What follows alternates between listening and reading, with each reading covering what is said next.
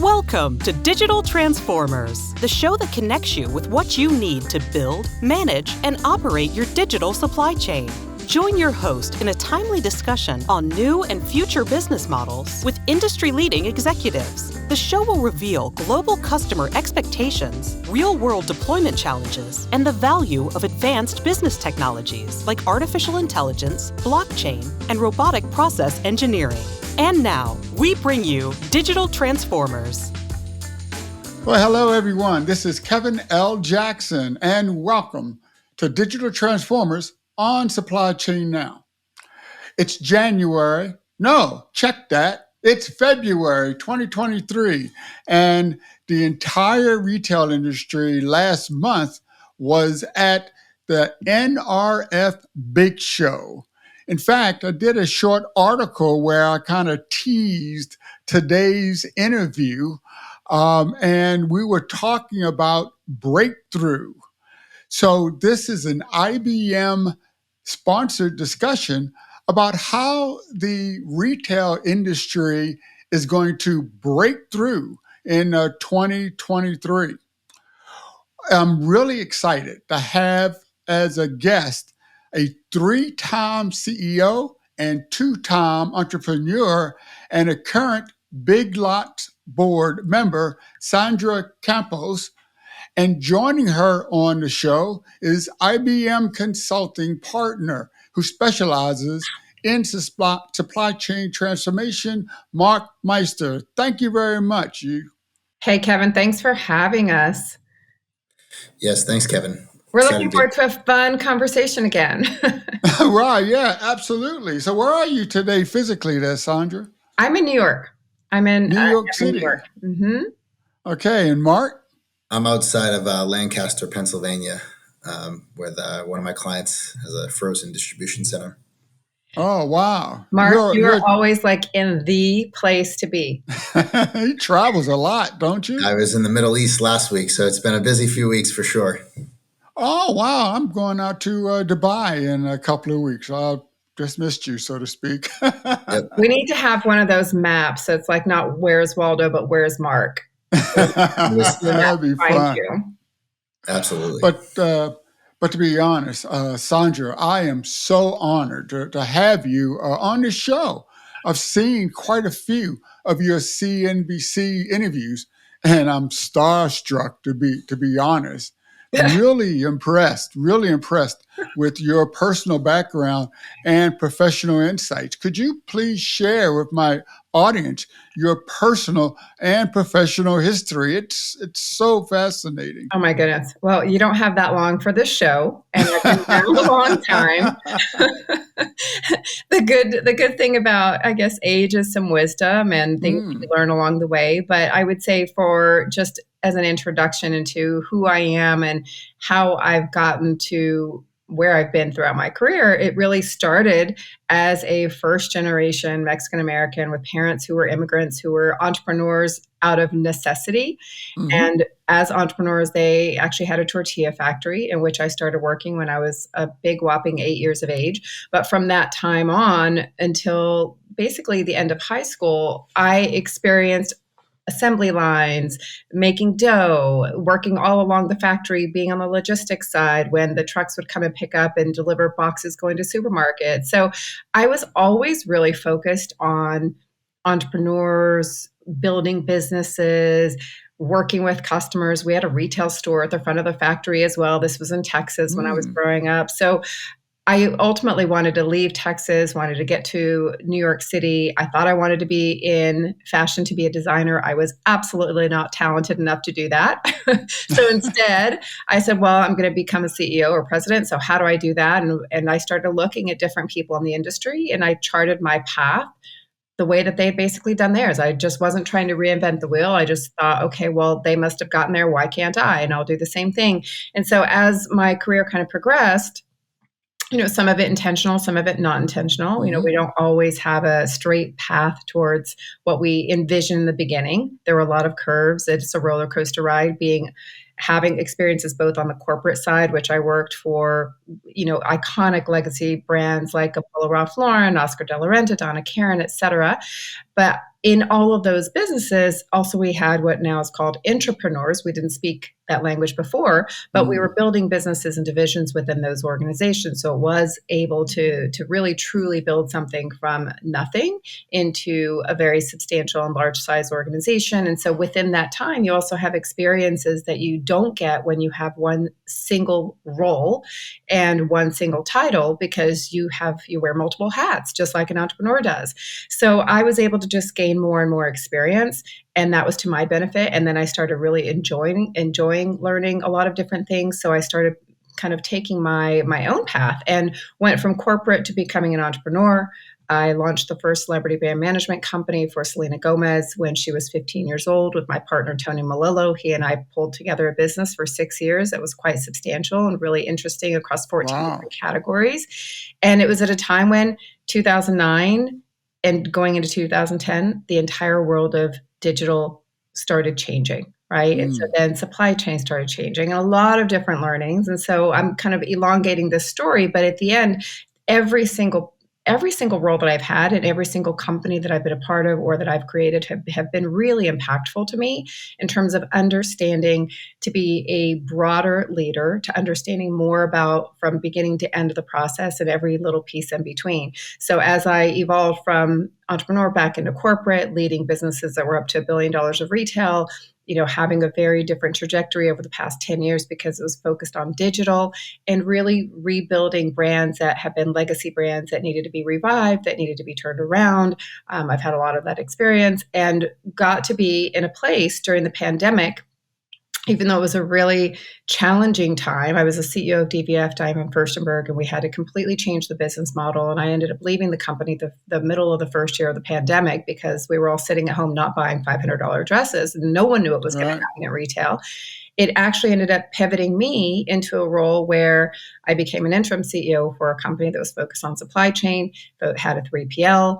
And with that, I was able to dive deep and a lot deeper than I certainly had overseeing businesses into exactly what all those metrics are, exactly what can change in terms of order management systems and warehouse management systems and just the change in what was happening. So that kind of led me to a lot of conversations, which you just mentioned on CNBC, because everyone was talking about supply chain.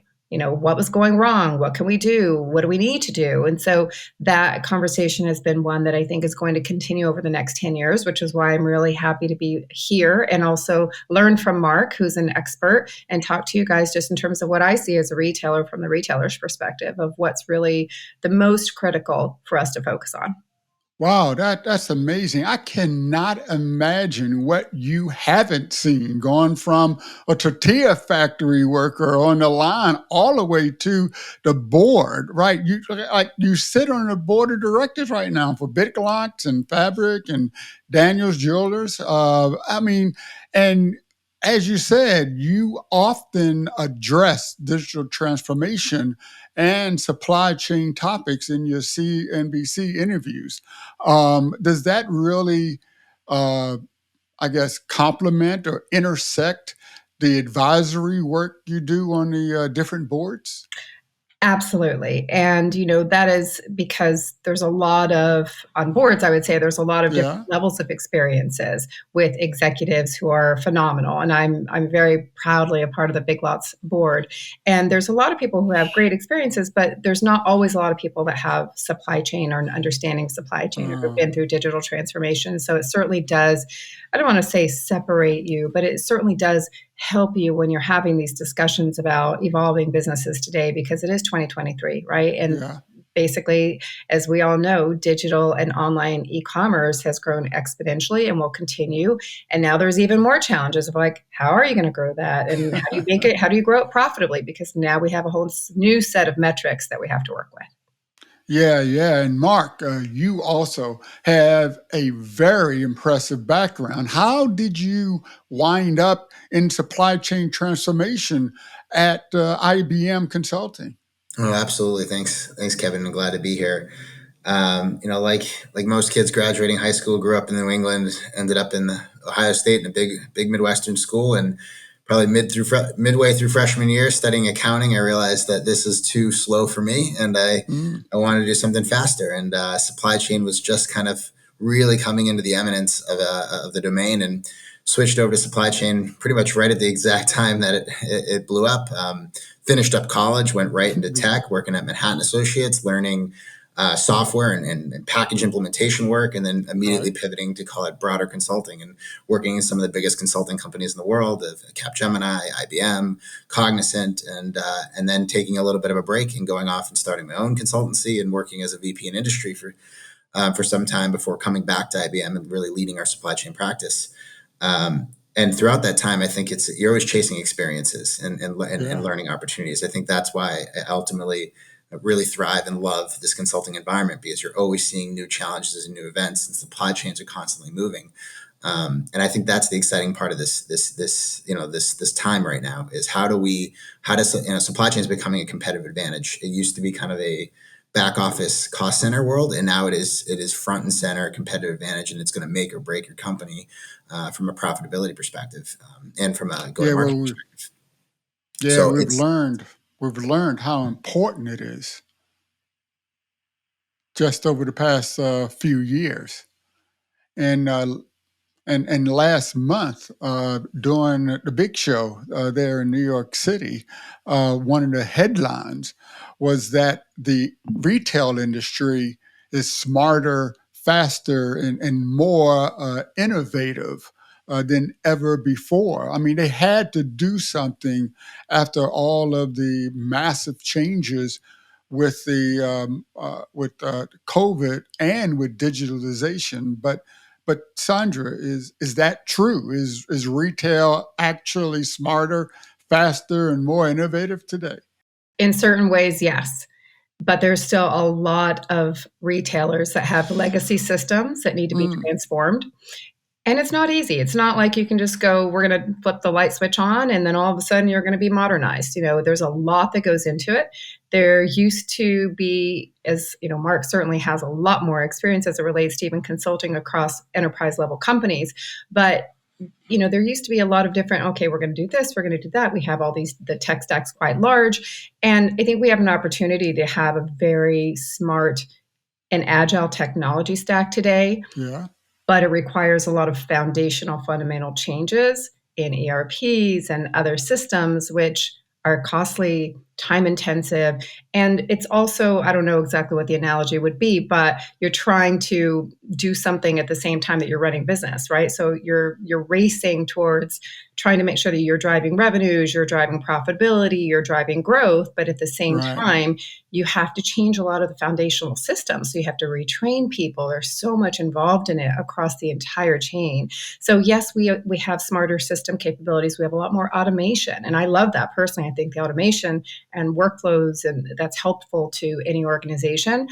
We all know that there's been a tremendous amount of discussion over the last month about ChatGPT and what AI is doing overall in the industry. And that goes across a whole host of different sectors and different aspects of a business and running a business. So we are smarter. We can be smarter. There are a lot of tools now that we have access to that we certainly didn't have access to 5-10 years ago.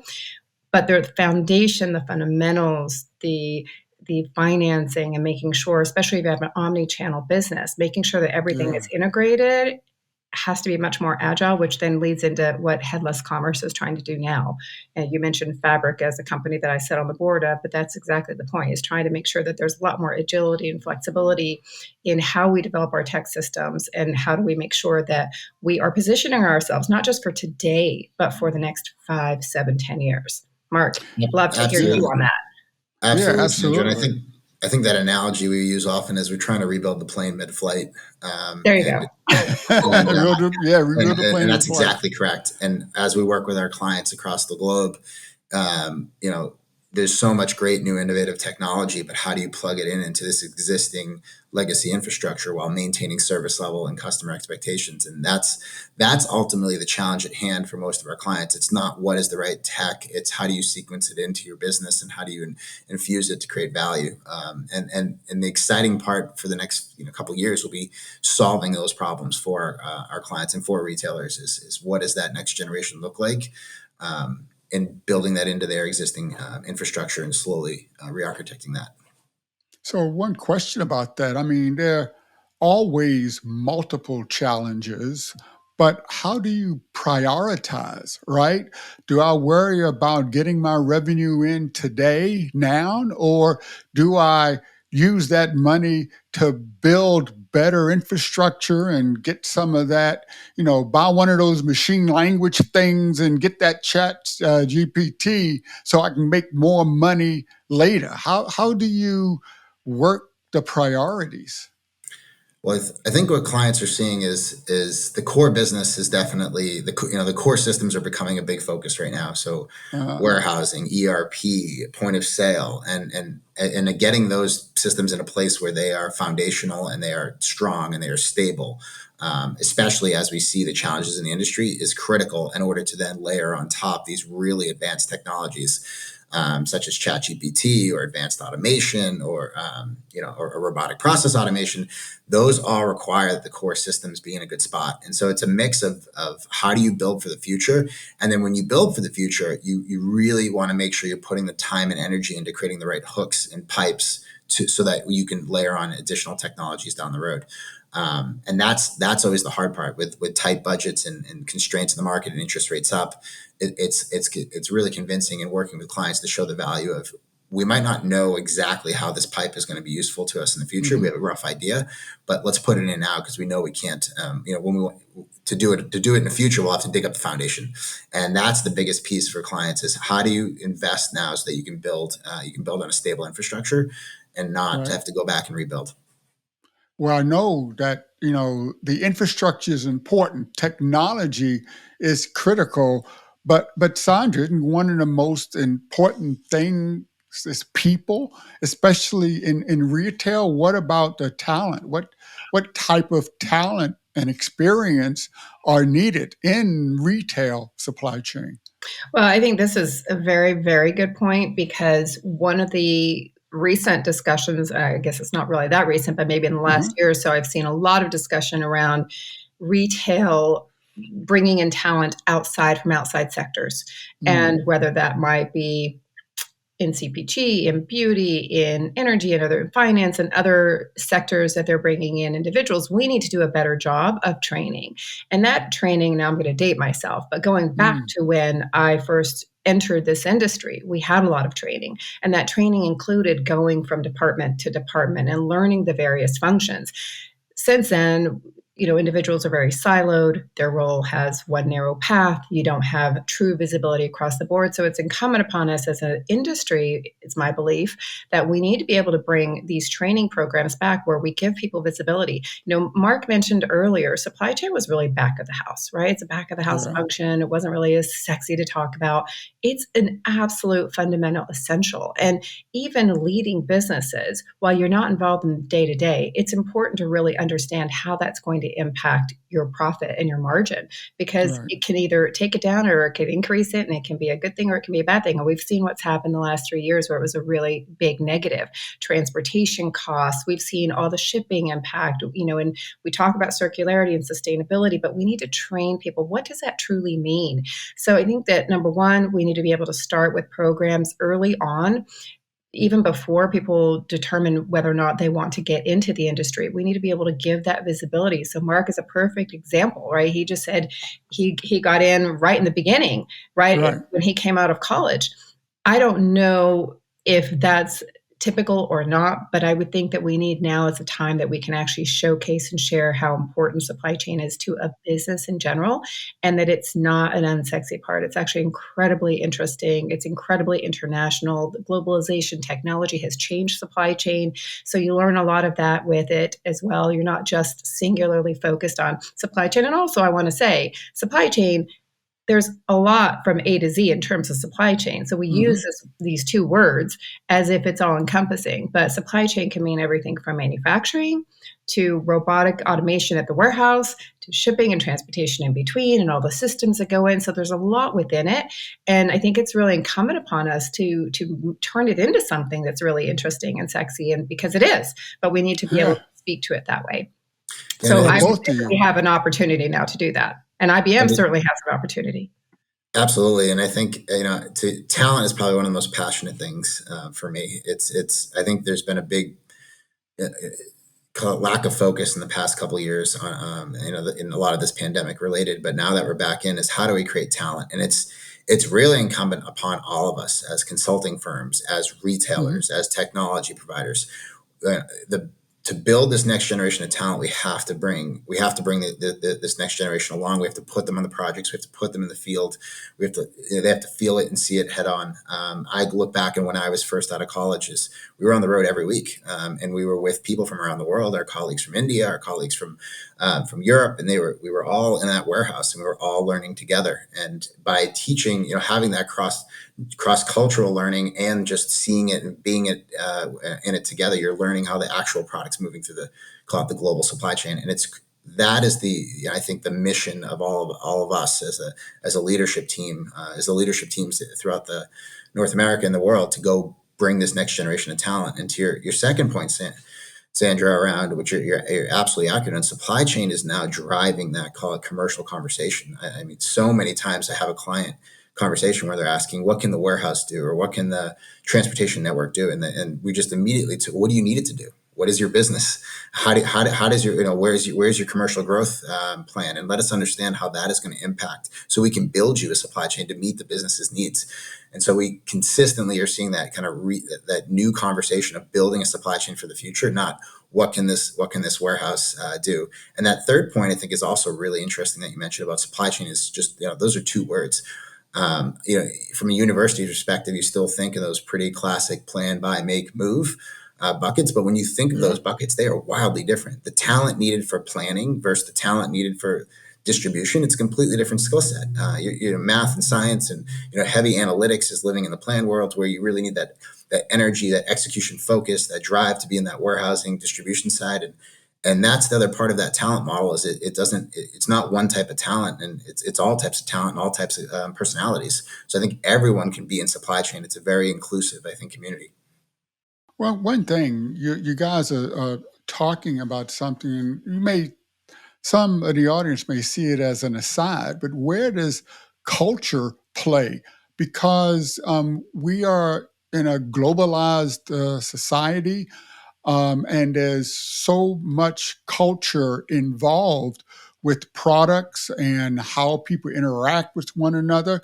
But there's even a different culture when you're trying to digitally transform your environment. So, is this talent war? I'll start with Mark. Is it involve culture as well? No, absolutely. I think the idea, I'll go tell a quick story, is when I first started out of college, my first team was 100% from India. My leadership team, my coworkers. So I learned, I grew up around, people from all over the world, but this was a really interesting environment, because you're learning a whole new culture right away, right out of college. And I remember it was a Wednesday morning at 9 a.m. and I came in, nobody was in the office, and I couldn't understand why. And it was the India Pakistan, cricket finals. Of course. And you learn, and you learn, like, right then and there. There's a whole, there's just a different culture and a different world of importance, a different sport that mattered. And that team, we really flew around the world working on different projects together and learning from each other, and how they view the world, and how what their challenges are in their supply chain, where they see shortages, where we have challenges. I think that's critical to that learning phase, is learning from people all over the world, and to be able to take those skills and call it cross-infuse it. I look at those experiences and I cherish them immensely, because that is what taught me and made the leader I am today. And the experience to have today, it's from the work we've done. Intelligence is one thing, but I think experience is what drives true change and true, call it, development. Wow. So Sandra, you're a Latina, right? And so you have these cultural views. You have a viewpoint as a woman. You have worked in so many different industries and environments. How does culture play in this? Well, first of all, I'm just going to say, Mark, how cool is that, what you've just said? Because that's another area that I will absolutely agree with. Learning international business development, international communications, being there, you don't realize it. Certainly when you're starting out in an industry, you don't realize exactly how impactful that is. But even as my career evolved and I became a CEO, and I was having negotiations and conversations with either distributors or franchise partners all over the world, whether it was in China, Southeast Asia, Russia, Middle East, et cetera. Just having had that experience previously of going and working with manufacturers and developing product in different regions made such an impact in terms of how I knew to communicate across the table, or I would learn how to communicate across the table, right? It's very different from country to country in terms of how they manage that. So I think that's very, very cool. I don't think it's a topic that comes up very often in terms of supply chain and the learnings that you get from that and being able to drive talent into that. So I just wanted to kind of put a little highlight on that one. As it relates to how I see things and what I think, where we're going, and some of the areas of focus now is nearshore manufacturing. And that really has to do a lot with Central America, Latin American countries that are in a way certainly advanced to a certain level, but are also becoming more advanced in another level. I just did last May, actually, I was in Panama with Bloomberg for a summit there. And it was all about, again, how do we really help these Latin American countries get to a place where they can actually get more of the business, because we need nearshore sourcing opportunities, because if we ever have another situation like a pandemic, or we need, just not having the reliability 100% focused in one region of the world. So we need to diversify our supply chain, and that was part of it. So I think that, culturally looking at how do we make sure that we, again, aren't singularly focused on one area, one region of the world that can develop all of our product needs. How do we make sure that we are helpful to some of these countries that may not be there yet, but we can help them and help provide those tools for them so that they can be more important? It's incumbent to kind of have a dual partnership. We can't just rely on them solely to be able to develop these things without knowing how to deal with us as a country or as businesses as well. So there's the cultural part for me. You mentioned as Latina, one is I'm looking at these countries within, again, whether it's Guatemala, Honduras, there's so much more that's happening in Portugal and other areas, depending on the category of business. But we can do a better job of helping them to get prepared so that they also become more important to us and we become more important to them. So hopefully that answered that question. But I do think it's a dual responsibility. I don't think we can just expect that they're going to be there now after decades and decades of relying on, basically the eastern part of the world to develop most of our goods. Yeah, it's also important that it's not exploitative either. I know Vice President Harris just recently highlighted a new agreement to try to expand the two-way trade between the United States and South America. But let's sort of get back into the technology side. So Mark, digital transformation is all the rage, but what role does technology and automation play in making retail, smarter, faster, better? Absolutely. Well, I think the biggest shift in the last couple of years, especially since the pandemic, is the physical automation, the robotics, conveyance, automation, goods to person solutions, sortation. The traditional warehousing has always had those types of solutions, and it's always been kind of a how do we reduce, how do we save money on labor and automate? And it's always been a good conversation. It's now becoming a must-have conversation with labor shortages and challenges on labor reliability and just and surety of supply issues. The need to automate your distribution centers and the need to automate all parts of your business is becoming a table stakes conversation. And we are spending a ton of time with our clients talking about the next generation of automation, robotic picking, goods to person, tote removals, pack station optimization, put wall optimization, parcel sortation. These are all areas of incredible investment in big, both big players from the European automation houses to startups in Silicon Valley. Everyone is moving toward an automated environment and building automated solutions, and that is driving, I'd say, incredible demand in the industry. And then also to our talent conversation, large talent shortages in these spaces. Yeah, so it seems like that all we really need is enough data and artificial intelligence, and we'll magically get all the answers. So, Sandra, is that true? Is technology the panacea for everything that hurts us? What important technology players do you see in the marketplace to help us get to that, technology nirvana? Well, I want to pick up where Mark just left off because, yes, there it is table stakes in terms of looking at fulfillment centers and automation and being able to actually have more productivity and efficiency within that, because it is the table stakes today. However, it's expensive. It takes time to learn. And we cannot forget that you just mentioned AI. AI is only as good as the people that are delivering the information to it. So the more information you get, the better it becomes and the more it learns, right? So Right. oftentimes in the retail industry, we end up swinging the pendulum from one to the extreme to the other and think that there's going to be one panacea, and then we have to find our way somewhere back into the middle. So I'm always a little cautious of saying something is going to change everything that we have just with one solution or with one new focus, one new area of focus, because they're still new. I mean, there's $9 billion worth of capital that's being invested every quarter in supply chain technology right now. Wow. It's That's huge. not all proven. It needs time. And obviously Mark and his team and what he's doing, he in Manhattan Associates, where you were, Mark, for many years, these are experts, they're doing it. But again, a lot of this is new. So as we're developing new technology, as we're seeing new needs, as we have a whole new fleet of new retail out there with new retail expectations and new valuations out there and all the different expectations on the metrics that have changed and evolved, we still have to remember that this is new, and we're going to need to make sure that we are cautious. I'm very optimistic about a lot of these things, but they're also very costly to an organization, and you do need to have people that are trained in it, and you need to have the foundational capabilities from a technology standpoint to be able to make sure that they get integrated and they're integrated well so that you can be successful with it.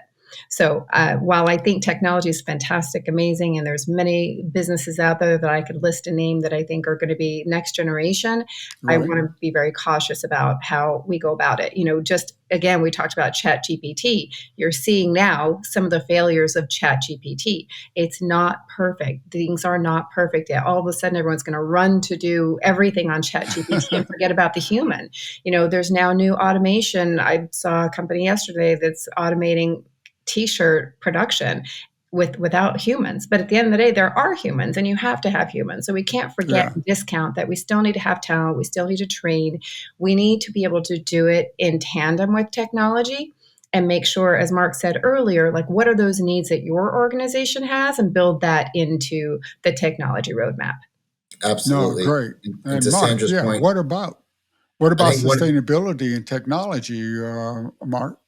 absolutely, and I'll echo Sandra's comments. I think and follow on is profitability is becoming the big conversation too. As interest rates have gone up and the ability to borrow against these needs has gone up. How do you put these technologies in profitably? Because there is an unlimited budget to spend on capex and put in the most advanced robots and the most advanced picking systems and the most advanced store associate experience systems. It requires the ability to scale with profitability in mind, and that requires a lot more skill than ever. And when it comes to sustainability, I think that is also going to become a table stakes conversation. I think we're already there, and it's hitting the market hard, and everyone's starting to call it ruminate on what do I do about sustainability, and is it a separate silo that I have? Is it how do I infuse it into my overall culture?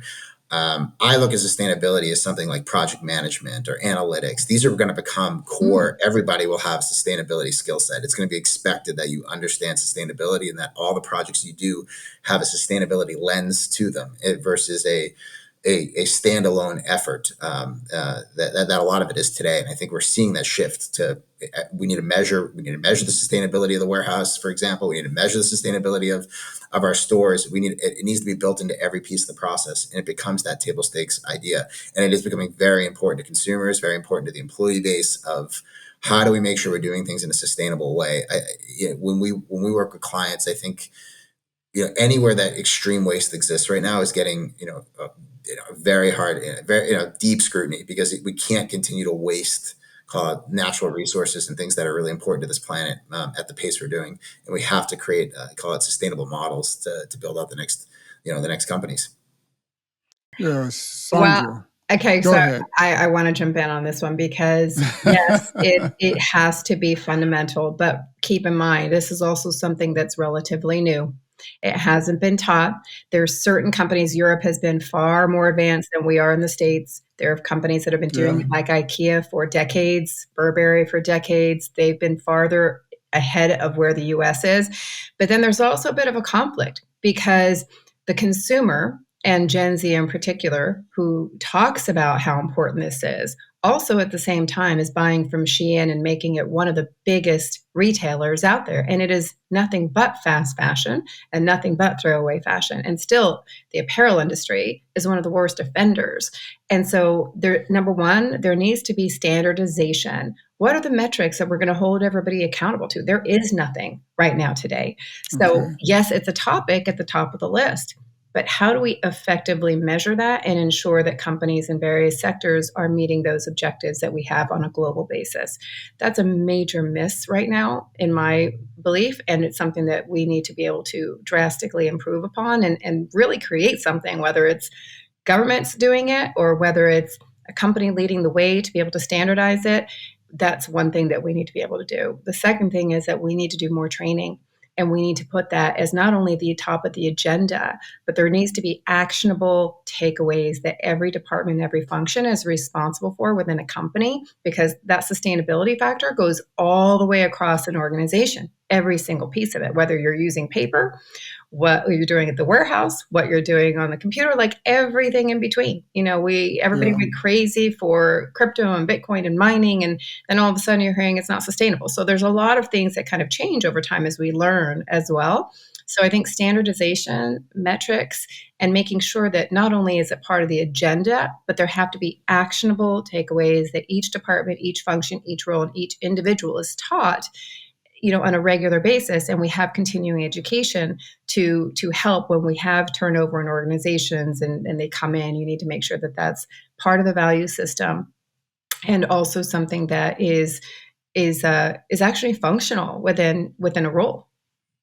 Totally So in agree. your I think board I think seat, yeah. you I was nailed it on thinking, the KPI thing, Sandra, and that I think before we can really make sustainable changes, we have to get super clear on the baseline of the measurement.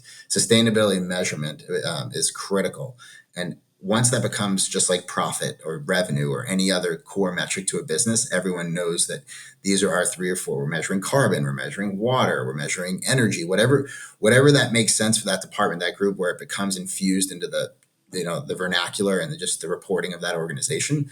I think that will be the big foundation to push now. All right, how do we actually take it out? And how do we start to make it more sustainable and iterate on top of it? And it's also I like think, a golden seal of approval. You should have yes, that seal of approval. So where and how do we create that? And how do we make sure that we're holding companies accountable to follow that? absolutely. And the no, trade-offs too. I think that's the other piece is these trade-off quite, the sub-optimization of sustainability, I think will be a big topic on, this group may get great sustainable goals and they've optimized their microcosm, but then that has created a massive sustainability issue for another group because they're buying differently or they're sourcing, and so their energy price went down, but another group went up by 5x. And how do you then cross-functionally measure sustainability at a macro impact so that you don't sub-optimize this right. at a business or unit level? And that you don't also push those extra costs onto the consumer, because that's happened, right? Whether it's organic farming, that you're paying more for organic foods, whether it's sustainable products because sustainable fabrication costs more. Well, why? We're Mm. passing that off to the consumer just so that is it greenwashing? There's a lot of things. This is a very big topic, obviously, but I think it's Oh, it's one yeah. that we have to get much smarter, much better about. We can't just say, okay, yes, we're sustainable, we're checking the box, because there's a lot of ways that we need to be more sustainable and truly be able to impact the But environment. yeah, but all of this is once again, it's a balance, right? You sit on the board, so if it's not profitable, I don't care if it's sustainable. Maybe that's the answer, but you really have to have visibility across all of your business processes so that you know where you are in that balance. So enhancement of visibility across the supply chain when you're supporting basic tasks like tracking and tracing, picking and packing. How can we increase that visibility, Mark? Because what are your clients doing as they sort of jumped headlong into digital transformation in order to enhance that visibility across the supply chain so that you have the metrics so that the board can understand, the gravity of their decisions? Well, I think that's one of the reasons why IBM acquired Invisi, and that technology is being infused through our portfolio is that measurement, and that's Mm. one of the big parts. And as we work with clients, I think it's really around that measurement and one of the challenges that we push to our these new projects is when we get into, we're going to kick off a big large transformation. How are we putting sustainability measures in place for that program and measuring what are the sustainable impacts and outcomes of that program? So I think it's got to start to infuse in that capex process of saying Yeah. we're going to do this XYZ project, and yes, this is our revenue enhancement and our cost savings, but then here's our sustainability goals for our project. And that's, I think, a conversation that's happening as we start new projects.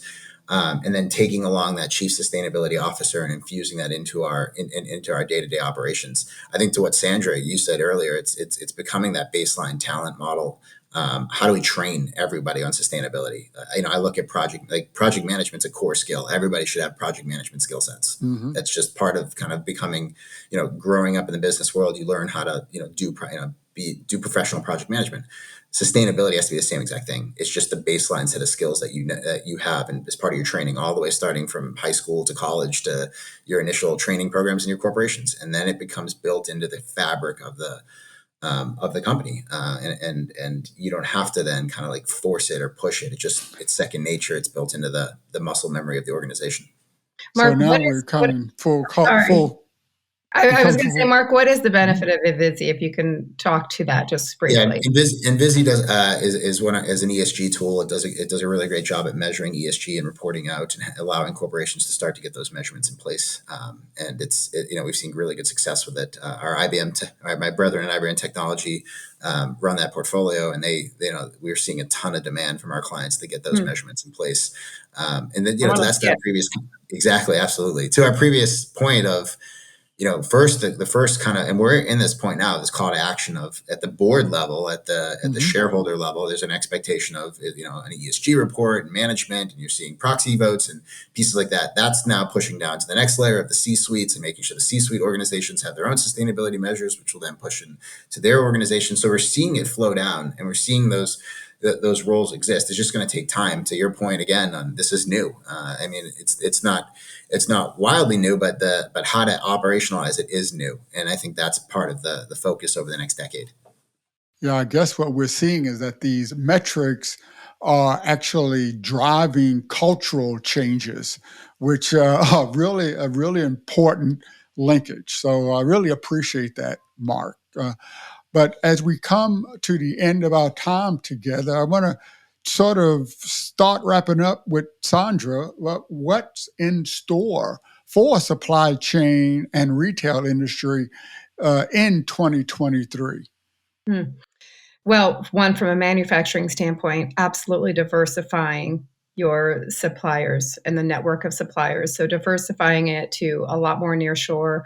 Hopefully, we're going to be able to actually see some domestic production take a Mm, hold and be comparable in terms of price points so that we can actually ensure that we have some more products that are made in the US. I think that's still going to be a big goal, but it's one that we need to have. So, one, diversification of supply chain in terms of manufacturing. Two is making sure that you have a technology stack that is agile, that's flexible, that gives you the ability to kind of put in and take out when you need to. mhm, And that's going to change. It's inevitable. It's going to change. It's the one thing that we know, that there's going to be something new next year, the year after. There's going to be things that might come in that better, and you might have to make some changes there.